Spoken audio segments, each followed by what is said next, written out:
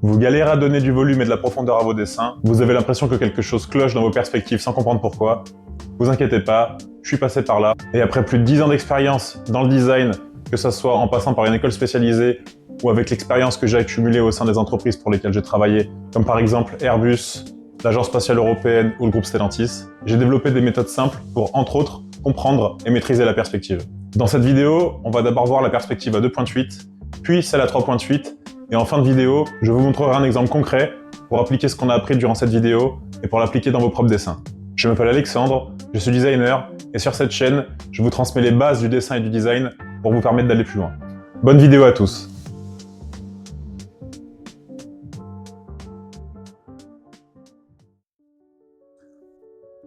Donc je dispose toujours de marqueurs ou de stylo bic, comme vous pouvez le voir.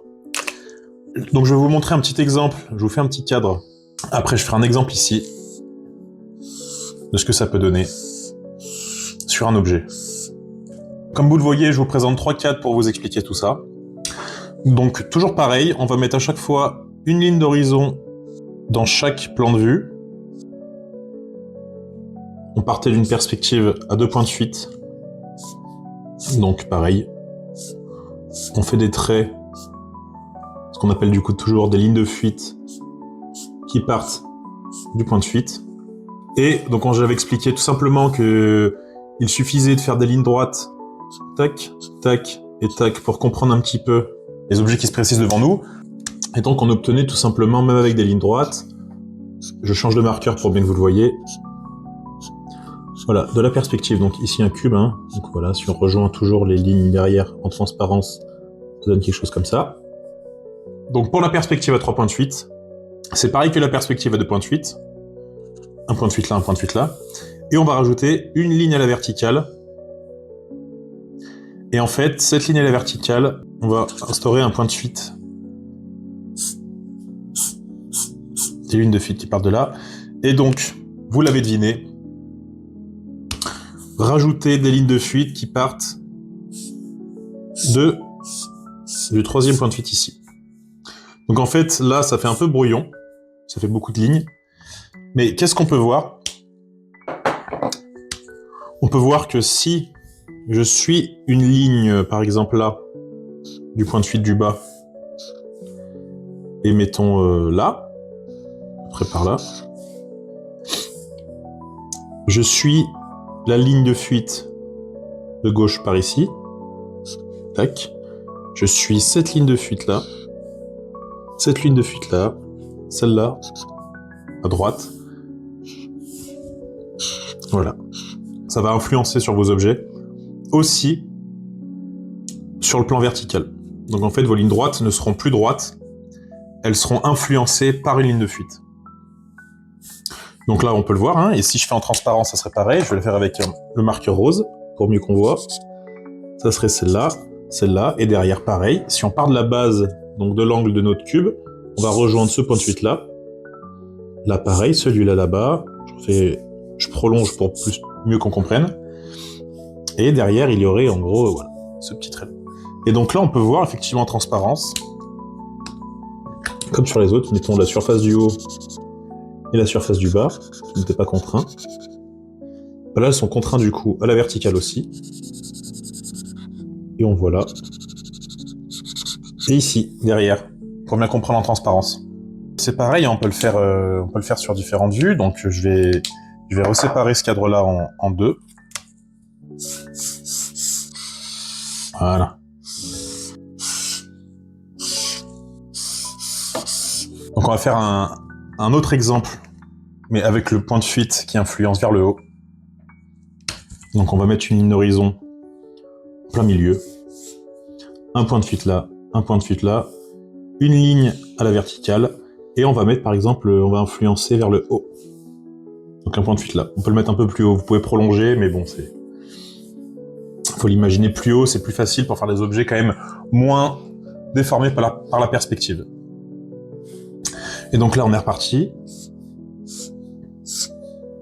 Voilà. Et là, on va pas partir à la verticale. On va se laisser influencer par un point de fuite. Je l'ai mis là, mais il peut être plus haut. Je vais partir de plus haut quand même, parce que sinon, ça sera trop tordu. Donc, un point de fuite qui part de là-haut. À droit. Et là, vous voyez déjà un petit peu un élément se construire. Donc, par exemple là, là.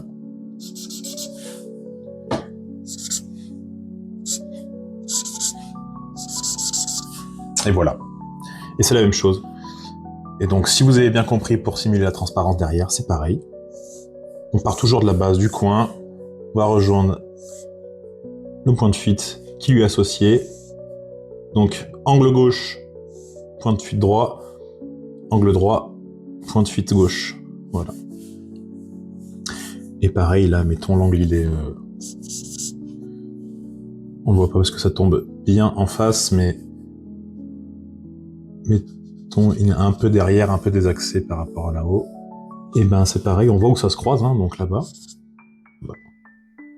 Là-bas, là-bas. Et donc, on a, une fois de plus, pour bien que vous voyez,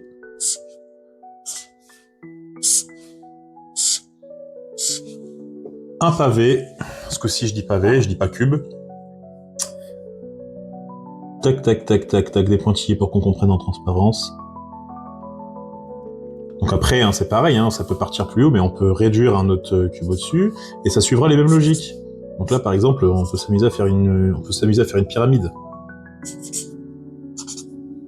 On se laisse influencer par le troisième point de fuite.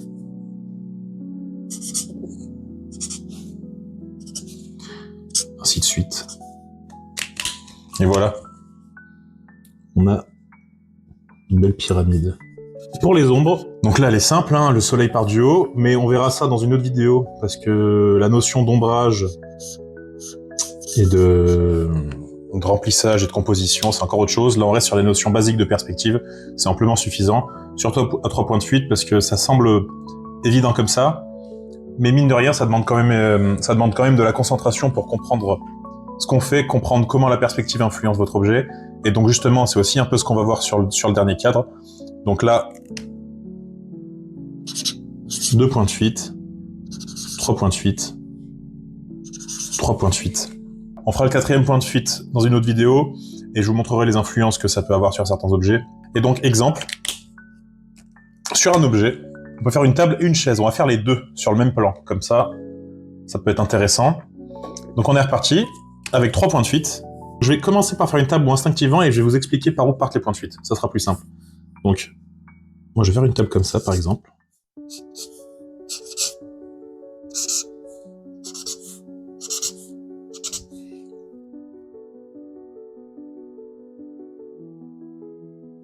Voilà, une table basique. Ça c'est une table, et en fait elle est légèrement, on peut l'imaginer en transparence derrière, mais voilà, et en fait elle est légèrement influencée naturellement par les points de perspective qui donc ne vous basez pas sur cette ligne-là, c'est pas la ligne d'horizon à faire, du coup la ligne d'horizon qui lui correspond, mais en fait elle serait très haute la ligne d'horizon, elle sort du cadre, parce que la ligne d'horizon peut aussi sortir du cadre quand on fait un focal sur un objet. C'est justement ça l'idée. Là en fait, pour que ça soit bien clair, il faut imaginer que le point de fuite serait par là-bas, exactement là. Et en fait on pourrait le voir de là.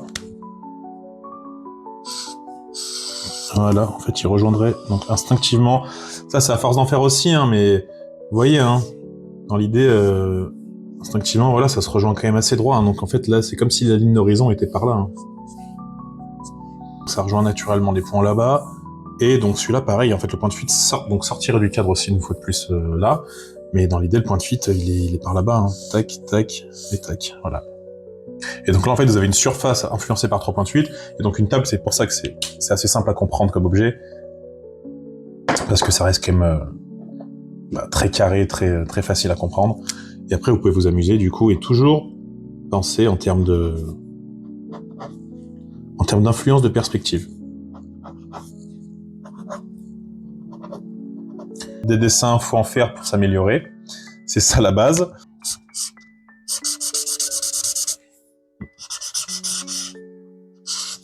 On a une jolie table. Et vous voyez, instinctivement, oui, ça tombe juste, mais vous y arriverez aussi, hein, il suffit simplement de suivre la logique. Et à force d'en faire, vous allez instinctivement, regardez, tac, voilà, ça va rejoindre vos points de fuite là-bas, là-bas, là-bas. et là-bas. Et tout se croise comme il faut. Pareil pour lui. Voilà. Donc voilà pour une jolie table. Et donc la chaise, ça serait pareil, dans l'idée on peut transformer la table en chaise, hein. En gros ça ferait quelque chose comme ça, enregistrer une autre surface. 28 là-bas. Voilà. Ah, décaler un peu.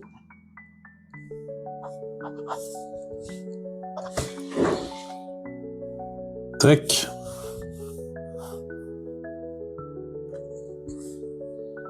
Hop, on met des accroches si on veut, on fait ce qu'on veut.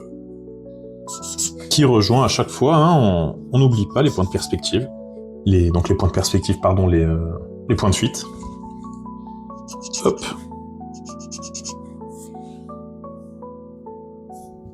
Même un peu plus influencé par là.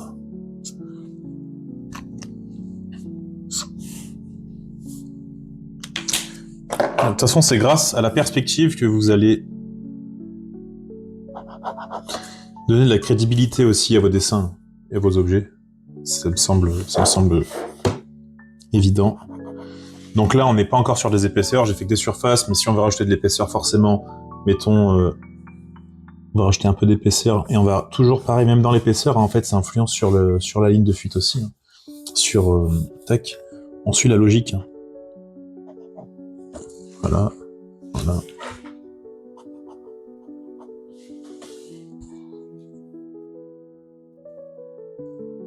Pareil pour la table, si on veut mettre de l'épaisseur, c'est pareil, ça serait par là. Et par là-bas.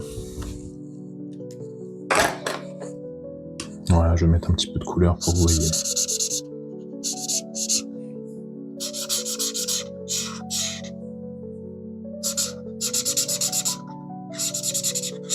Donc voilà, vous voyez mieux quand même l'épaisseur que ça donne. Mais même l'épaisseur, c'est influencé par les points de fuite. Tout simplement. Une fois que vous aurez bien compris toute cette logique de points de fuite,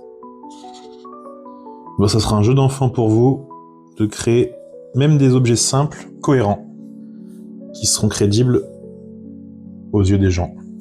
Hop, toujours pareil quand on fait un dessin aussi, marquer, faire ces lignes de marquage, pour qu'on ait bien compris que, voilà, par exemple, la médiane de cette surface-là, elle va rejoindre ce point de fuite-là, la médiane de cette surface-là, elle va rejoindre ce point de fuite-là, pareil pour là, et donc c'est important aussi. Et là, pareil, hop, on croise, donc ça descend par là. Ça rejoint ce point de fuite-là.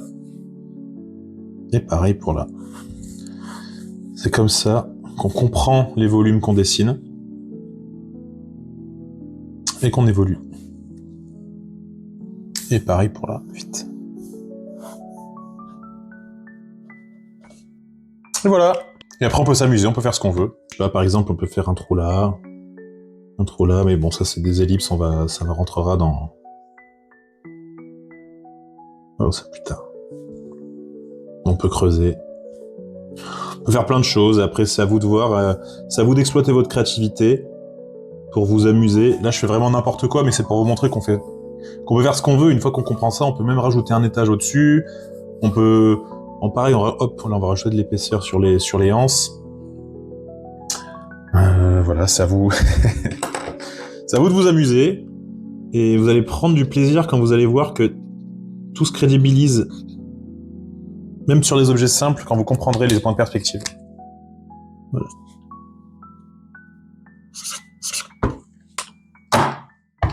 Merci à tous d'avoir regardé ce tutoriel. Maintenant que vous comprenez la perspective à 2 et 3 points de fuite, il n'y a plus de mystère. Si vous voulez aller plus loin, je vous propose des séances de coaching personnalisées pour vous aider dans vos dessins, dans vos projets et avoir des retours précis sur vos travaux. Envoyez-moi un mail à alexandre.designonline@gmail.com pour plus d'informations ou pour réserver une session. Si cette vidéo vous a aidé, pensez à vous abonner, à mettre un petit like et à commenter ce que vous voulez pour la prochaine fois. Merci d'avoir regardé cette vidéo et à très vite sur cette chaîne.